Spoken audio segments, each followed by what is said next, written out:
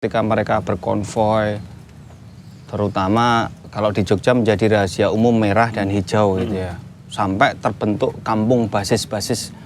Kami ingin nilai-nilai keislaman itu diwadahi dalam wadah keindonesiaan. Jadi kita bisa beragam, berbaur, toleransi, tapi nilai-nilai keislaman ini tetap bisa kami bawa gitu.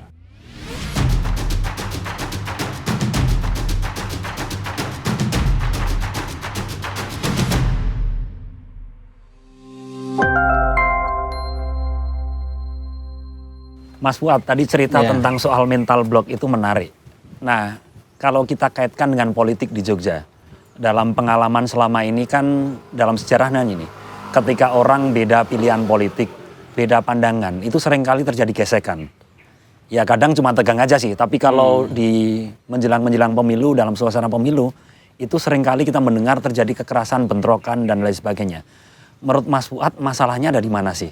Dan kira-kira gimana caranya supaya ke depan itu nggak terjadi lagi? Jadi kalau di Jogja ya Mas, di Jogja ini memang persoalan itu sudah ada dari semenjak saya kecil ya. Semenjak saya kecil itu ketika mereka berkonvoi, terutama kalau di Jogja menjadi rahasia umum merah dan hijau gitu ya. Sampai terbentuk kampung basis-basis. Karena dulu awalnya mungkin karena kepentingan tertentu kemudian konflik, ini menyebabkan masing-masing kelompok merasa ada hutang yang harus dibayar gitu. Mereka yang mungkin keluarganya pernah tersakiti atau pernah menjadi korban, ini ketika kemudian ke depan ada konvoi lagi lewat daerah mereka, satu saja ada provokator, maka ini akan terulang lagi. Sebenarnya bagaimana kita mengantisipasi ini sudah jauh-jauh kita lakukan, seperti sebelum pemilu kita biasanya ada deklarasi damai. Kemudian kita batasi antara rute, jangan sampai kelompok ini melewati rute sebelah sana, kelompok ini melewati rute sebelah sini. Kemudian juga dengan itu tadi pembauran secara ekonomi, bagaimana kita mengelola sumber daya ekonomi yang ada di masyarakat ini bareng-bareng. Ada contoh nggak Mas soal tadi pengelolaan ekonomi bareng-bareng supaya kemudian dua kelompok yang berbeda ini bisa bertemu dalam pengalaman Mas Fuad? Contoh konkret ya di Terminal Ngabean. Di Terminal Ngabean ketika dulu sering terjadi tawuran, di sana itu kan terkenal sebagai jalur Gaza, Mas. Betul. Ya, kelompok merah dan kelompok hijau. Tapi sekarang ini waktu pertama kali penataan kawasan itu kita cari cara bagaimana ini kita bisa bersatu di sini tanpa ada konflik. Akhirnya kita tata ini kelompok teman-teman Serangan yang notabene merah itu ada di barisan para pedagangnya, kemudian kelompok yang teman-teman Noto Prajan itu yang relatif berbaju hijau itu ada di teman-teman parkir. Di situ kita bareng ini pengelolaan ekonomi dan ternyata nggak ada masalah. Ketika ada pemilu pun kita gimana caranya lokasi ini tetap aman gitu. Bagaimana supaya konflik ini tidak kemudian mengancam perekonomian. Juga ada di Taman Parkir Senopati yang dulu pengelolaan di kantor pos parkir ini macam-macam orangnya, kemudian kita jadikan satu di Jalan Seco Dindingratan, itu kita bisa bareng di situ ternyata gitu. Ketika kemudian ini terjadi, kelompok-kelompok ini sudah nggak berkonflik lagi, namun kan ada kelompok lain yang tidak terlibat.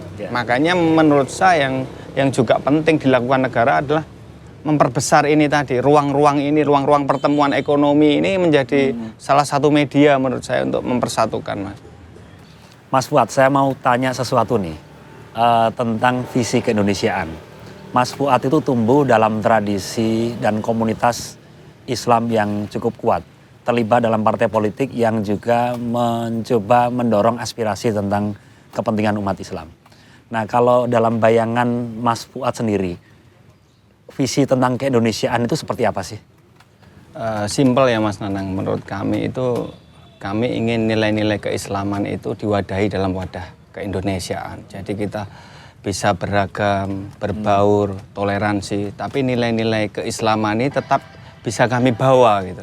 Artinya nilai-nilai keislaman ini tidak menyinggung orang lain, tidak kemudian kita menghakimi orang lain, tapi kita punya nilai-nilai keislaman yang kami yakini, di mana ajaran-ajaran agama ini perlu dilestarikan, tetap ada di wajah keindonesiaan kita gitu. Kalau kemudian nilai-nilai ini diserang, dilemahkan, ini yang membuat kadang barisan orang-orang Islam ini bereaksi dengan keras. Bagaimana ini diwadahi, kemudian diperjuangkan dengan baik, ini menjadi konsen saya. Dan juga dalam rangka memperjuangkannya ini, kita bisa kok tetap rukun gitu. Kita Betul. bisa kok tetap damai. Kita bisa kok tetap beramar ma'ruf nahi mungkar tanpa melukai orang lain. Gitu. Tapi memang ini proses yang panjang bagaimana memahamkan orang-orang dari tataran lapangan sampai konsep untuk memperjuangkan nilai-nilai keislaman itu dengan baik dan benar. Ini juga harus dipahami orang-orang di luar muslimin bahwa kami sendiri berbenah gitu. Kami sendiri banyak orang-orang di kalangan kami ini untuk cari metode yang terbaik dalam rangka nilai-nilai keislaman ini bisa diwadahi secara kenegaraan Indonesia. Mas Fuad, kalau boleh saya tanya nih pertanyaan terakhir.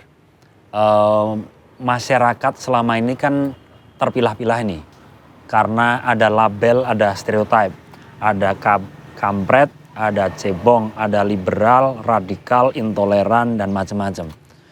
Nah, ini kan bisa punya potensi ke depan untuk menghasilkan masalah baru. Kalau menurut Mas Fuad, gimana caranya supaya kemudian labeling dan stereotip yang muncul dalam masyarakat ini tidak menghasilkan keterpecahan baru nanti di masa mendatang, baik di Jogja maupun di Indonesia. Menurut Mas Fuad gimana? Mungkin yang saya bayangkan adalah peran negara di sini, Mas. Peran negara itu hadir untuk memberi ruang yang lebih luas dalam perjumpaan ini.